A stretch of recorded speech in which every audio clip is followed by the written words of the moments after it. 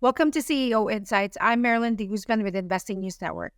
My guest today is Richard Pearce, CEO of Southstar Battery Metals, and we're talking about the company's graphite projects in Brazil and in Alabama. Good to see you again, Richard. Hi, Marilyn. Nice to see you. Yes, let's start our conversation. The last time we spoke, you gave us an update on construction work that's being done at your Santa Cruz project in Brazil. Could you provide our audience the latest developments in that project and where is it at right now? Banging away at it. So we're about 70% complete on our construction. Foundations are just about done. They were putting the last lifts on a bunch of walls. Like I said, most of the foundations are done. Equipment is basically starting to get loaded onto foundations, and the electrical mechanical assemblies getting wrapped around it. So we just recently on our LinkedIn and other bits of social media, we put out the time lapse through the end of August. So again, on schedule basically to be commissioned and at commercial phase one commercial production at the end of this year. So for the most part, advancing well on the construction on target with kind of our planning and budget and things like that. And look forward to getting material into the marketplace and developing those long-term commercial relationships that are so important to us. We're also just waiting for comments on our licensing and permitting for phases 2 and 3 at Santa Cruz. So all the documentation has been submitted. We have responded to several rounds of questions and comments so far, both on the mining license as well as the environmental licenses for phases 2 and 3, and look to continue to be on schedule basically for around the end of this year or worst case scenario, first part of next year, we'll have our licenses and permits for phases 2 and 3 in hand.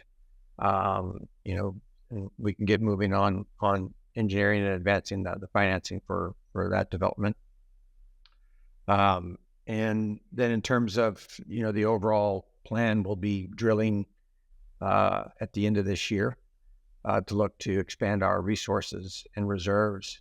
We're finding some nice surprises as we push into the pit area with regards to, even some mineralization that we didn't know was there. So, we're looking to expand our resource and reserve base and get a feasibility study out that incorporates the expanded reserves plus phases 2 and 3.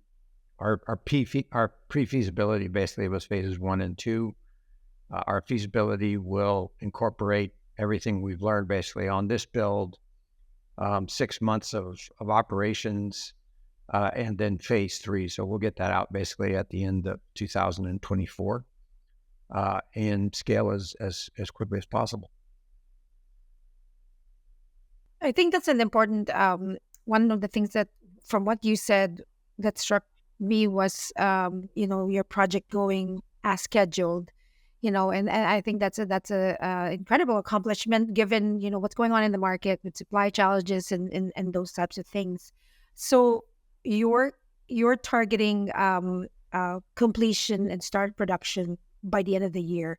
So what can the investor community expect after that to watch from the company once you start production? Yeah, I think that's really, it's an accomplishment for the team, and it's been done with zero lost time accidents, which again is always the goal is zero. And we've been very fortunate and blessed in that sense that, they're very focused every day on safety. As the company migrates from development into an operational asset and then scales thereafter, there's lots of exciting catalysts that will be coming out. We'll have drilling results. We'll have commercial agreements announced. We'll have additional network battery tests, et cetera. So I think really over the next 18 to 24 months coming out of Santa Cruz, really exciting times for us as we expand our resource and reserves.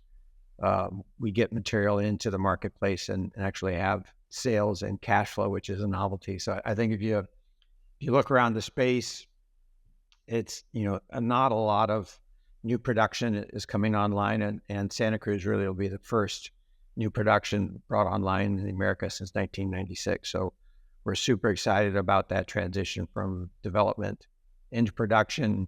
I've been working on the project basically since 2010. So, it's been 13 years in the oven, and finally happy to see it pop off the paper and get in production, and then looking to scale as the markets and clients are asking us to produce more. So I think it's exciting times for Santa Cruz, and I think there's going to be a lot of really positive things that come out of the next 18 to 24 months, particularly on the commercial front, and as well as on our resource and reserve expansion. I mean, the guys ran across, a 40-meter wide package of ore that we didn't even know was there, and it was kind of trending 10 to 14% CG. We've found samples that grade out at 20% CG. So I think the more we get into our deposit, the better we understand the controls of mineralizations, how it processes.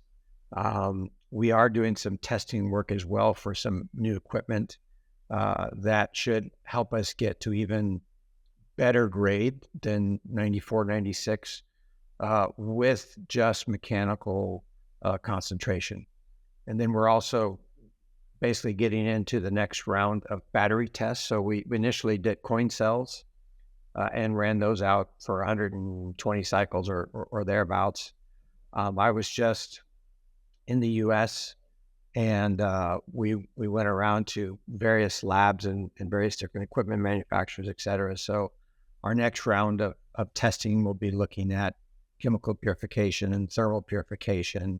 We'll be looking to build cylindrical cells, very similar to what you would put into EVs, be it Tesla, Ford, GM, et cetera, and then doing some longer cycle testing on that. So we're really looking to go to the next phase of testing, looking at the rheology, looking at the dispersion, how it goes on to the copper, how it performs both with synthetic as well as with silicon, and then run that out for a longer life cycle, so we can actually sit down with suppliers with a clear understanding of how our material performs compared to benchmarks that are currently available in the marketplace. So lots of good news to be coming out over the next 18 to 24 months, including production and then scaling. And then at the same time, happening, back in North America is another project that you just, drilling right now. Could you talk a bit more about that? And that's the one in Alabama. Sure. So BamaStar is, a historic producer. It was producing back in the 30s, really. We just met with the landowners, and one of the landowners was telling us about what it was like when she was a little girl, going out to this mine that her grandparents were running.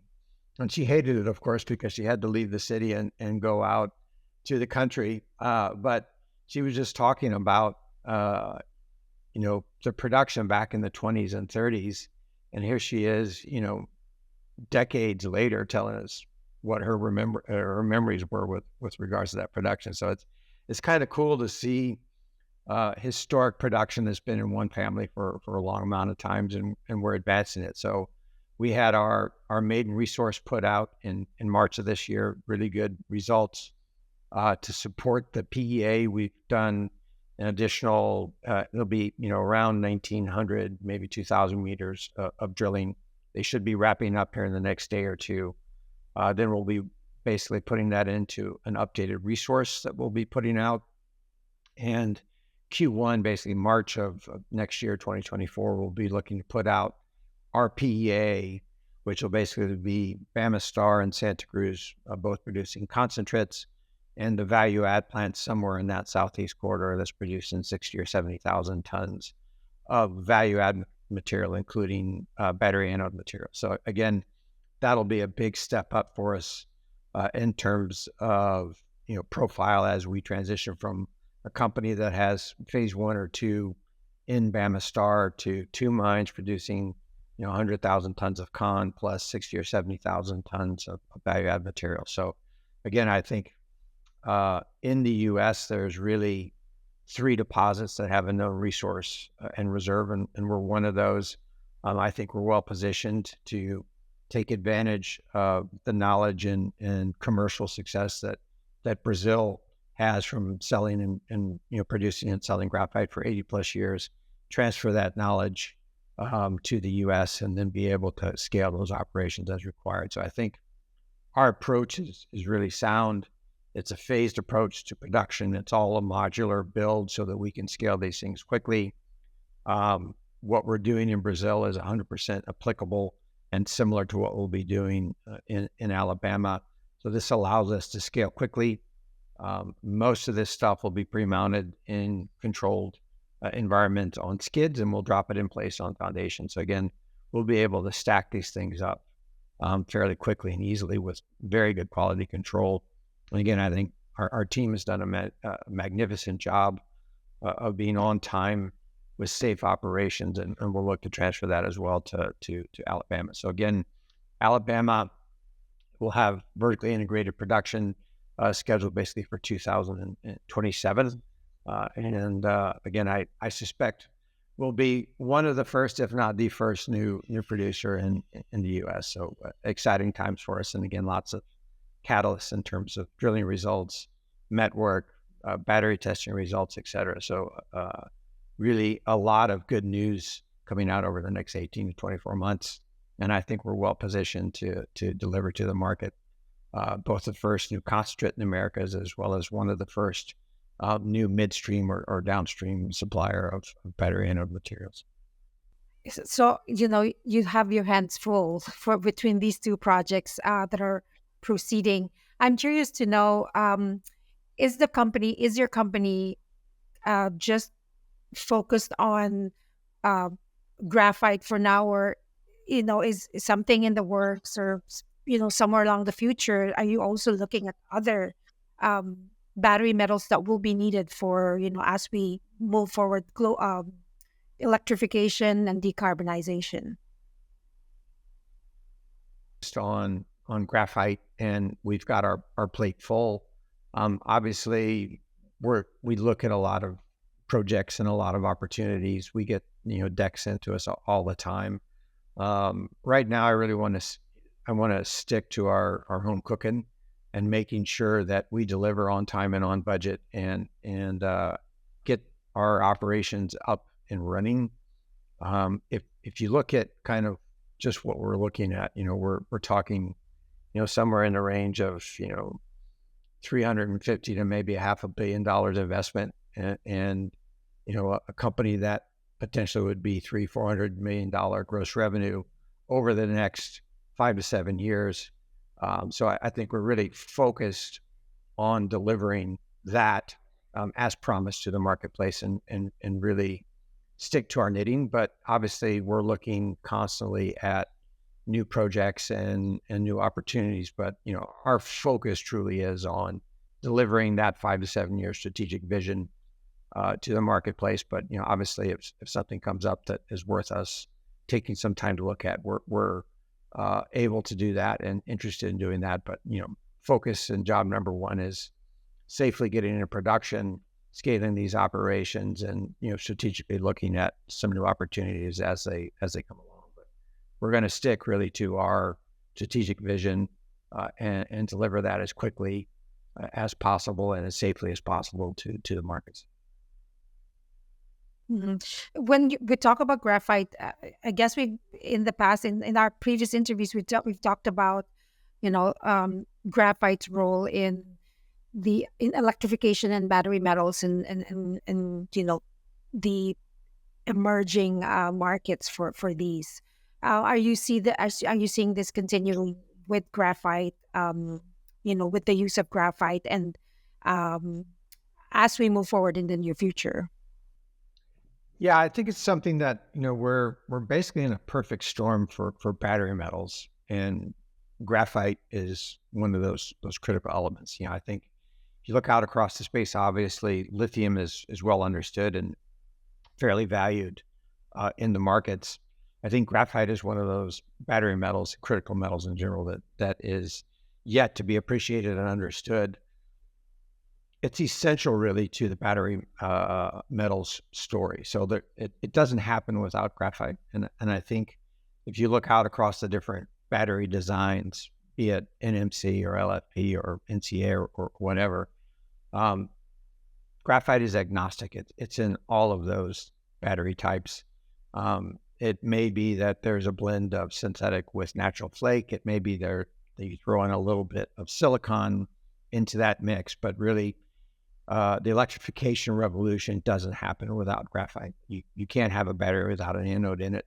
Currently there's I think whatever it was, I think at the beginning of the year, there was something like 320 different gigafactories in some stage of planning or construction. And now I think the last number I saw, it was over 400.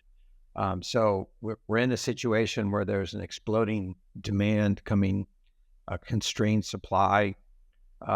Really, it's a perfect storm as it relates to graphite.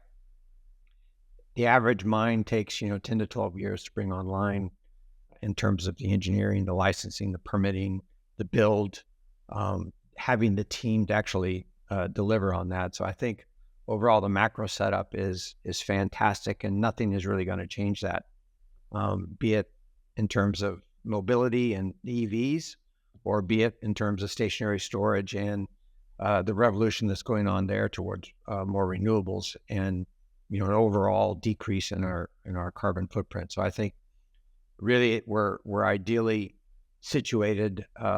Obviously the macro environment is challenging right now. Rising interest rates, central banks across the globe are trying to control inflation, but I think the macro setup is such that we're not going to move away from the electrification theme.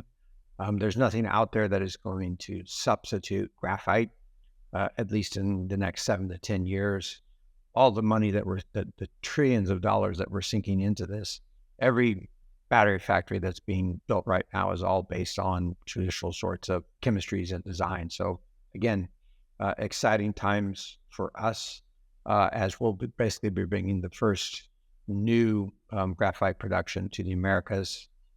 And I think when you look at the global situation and the trends that are happening now, you've got geopolitics playing a really big role, deglobalization as opposed to globalization, and really looking at the provenance and the security of supply. I think when you look out across what happened because of the pandemic, you see a fragile supply chain in many ways.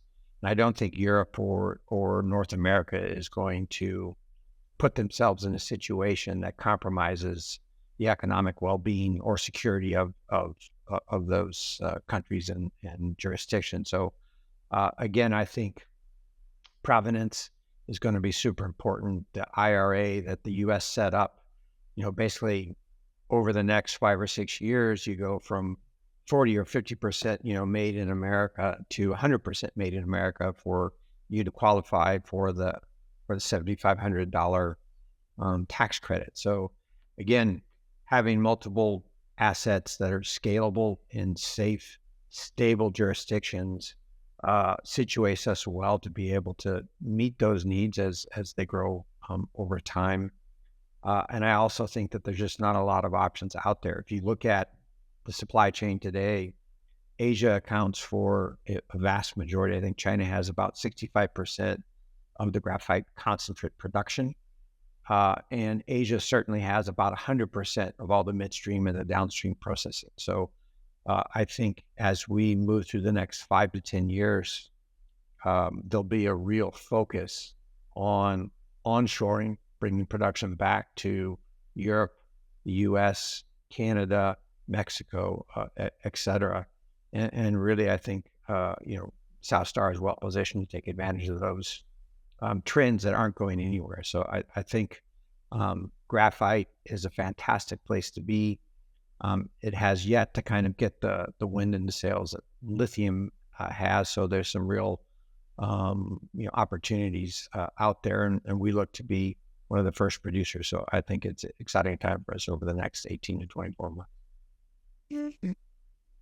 And you mentioned the importance of team. I know that you've recently announced new addition to your teams. I'd like you to maybe talk a little bit more about them for our viewers who may not be familiar with what they bring to the table and what their backgrounds are. Sure. Again, nobody does anything big on their own. So we're always looking to bring in new folks that can help us move faster, better, build a better widget. So very fortunate to have Roger and Ty come on board. Roger is a gentleman that I've known for about the last 6 months. We've been talking for, once a month or so, and more recently, but has a very deep knowledge as it relates to capital markets and specifically the energy transition and the electrification revolution that's ongoing. So he ran his own. He was a portfolio manager for many years, ran his own fund for many years, really focused on that theme, and has been gracious enough to join our board. So been having a great working relationship, both as a board member, but also as a special advisor. So he's been helping me out on certain themes and aspects, particularly as it relates to the U.S. markets. He's a Canadian that got lost in San Francisco and has been there for a couple of decades. So he's got a really good Rolodex that we look forward to introducing ourselves to. And again, I think one of the main things that we are able to do as we have a strong foundation under us and we are transitioning from a development company to a producing company is the story sells itself. We've got a great story with a great team and we just keep ticking through our action items and delivering value to the marketplace. A little bit of love from U.S. investor goes a really long way. And I think Roger's going to be key to helping us get in front of more U.S. Institutional high net worth family offices in the U.S. and helping us get that story out to the U.S. investor in general. And then Ty, again, was introduced to me at a conference a couple of months ago and is a batteries graphite specialist. So the guy just has a passion for graphite and how it works in lithium-ion batteries, lead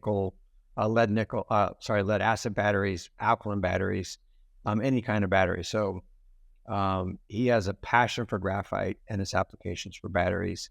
He's been doing this for a really long time.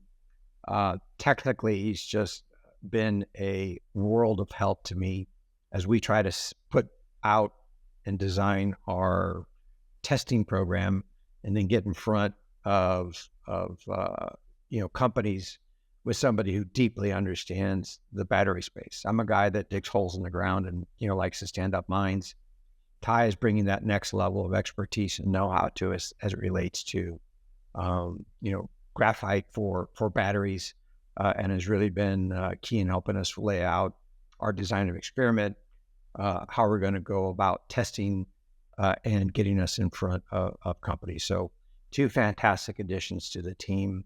I couldn't be more pleased with, just the interaction we've had to date and really excited about, again, the next 18 to 24 months and how this develops our strategic vision faster. So we're going to be basically trying to go as fast as we can possibly go and as fast as clients want us to move. And I think we're well positioned with the current team to just keep delivering on our milestones and catalysts.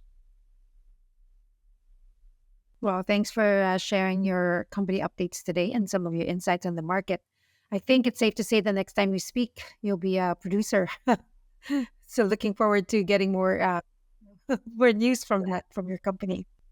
No, absolutely. And thanks for taking the time today. And again, I think South Star is really at a watershed event. We've got, scalable assets in multiple jurisdictions, a team to deliver on it. I think the global setup is such that, it's a great time to be involved in battery metals and certainly graphite. And I think with the geopolitical setup as well, just provenance of supply and be able to deliver material from safe, stable jurisdictions as we kind of deglobalize is going to be a differentiator. And I think companies that can provide midstream and downstream products within that context, you're going to trade at a premium. So just really anxious and excited to see how the next 24 months play out for us, but it should be fun.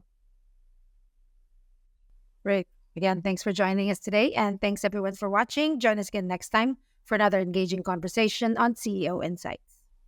If you like this video, subscribe to our YouTube channel and turn on notifications so you don't miss any new updates and interviews from Investing News Network. See you next time.